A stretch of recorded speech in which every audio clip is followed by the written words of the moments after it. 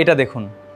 আমাকে বহুবার হুমকি দেওয়া হয়েছে, তোমাকে ব্ল্যাক লিস্ট করা হবে, সৌদি আরব যাওয়া বন্ধ করা হবে।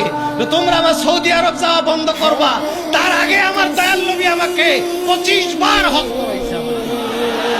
বন্ধ করে দাও, তোমার দেশে আমি না গেলাম, অসুবিধা নাই।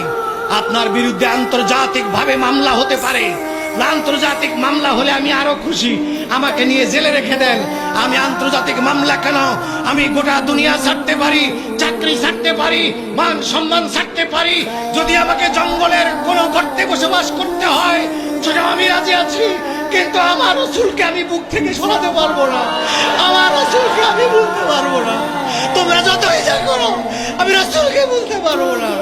আমি মনে করি পৃথিবীর শ্রেষ্ঠ আলেম, পৃথিবীর সবচাইতে বড় আলেম, পৃথিবীর 700 কোটি মানুষের শ্রেষ্ঠ জ্ঞানী ব্যক্তি, আলেম ব্যক্তি, তার ভিতরে যদি আমার নবীর প্রেম না থাকে, তার ভিতরে যদি নবীর আদব না থাকে, আমি তাকে আমার পায়ের জুতার সুতলা মনে করি, এর বেশি মনে করতে পারি না।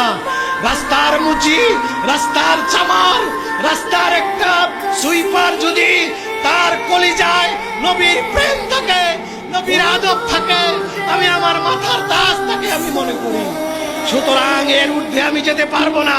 সৌদি আরবের দরকার নাই, মক্কার দরকার নাই, মদিনার দরকার নাই, মদিনাওয়ালা মক্কাওয়ালার দরকার আমার। তার কাছে আমি থাকতে চাই, বেহেশতের দরকার নাই, জাহান্নাম থেকে বাঁচতে চাই না, আমি বাঁচতে চাই মরার পরে আমার কবর হবে আমার নবীর কদমের তলে। এটাই আমি প্রত্যেক ইমানদারের কামনা হওয়া উচিত। এই গোটা দুনিয়া বাংলাদেশকে 100 বছরের জন্য আমার কাছে লিজ দিবা, আমার নবীর প্রেমের পরিবর্তে ওটাও আমি নিতে পারবো না।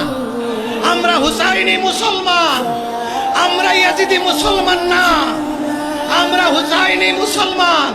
তোমরা মনে রেখো, এক হুসাইনকে শহীদ করে মনে করেছিলে দুনিয়া থেকে রসুল প্রেমিকদেরকে সরাতে পারলাম, তাদেরকে দুর্বল করতে পেরেছি, কিন্তু না, বলে দিচ্ছি পরিষ্কার ভাষায়, এক হুসাইনকে তোমরা শহীদ করেছো। গোটা বাংলার প্রত্যেকটা রসুল প্রেমিকের কলিজায় একজন করে জীবিত হুসাইন মওজুদ আছে। আমরা তার সঙ্গে চলবো, আমরা জীবন যে কোনো সময় দিতে পারি, রসুল প্রেমের সঙ্গে আপোষ করতে পারি না।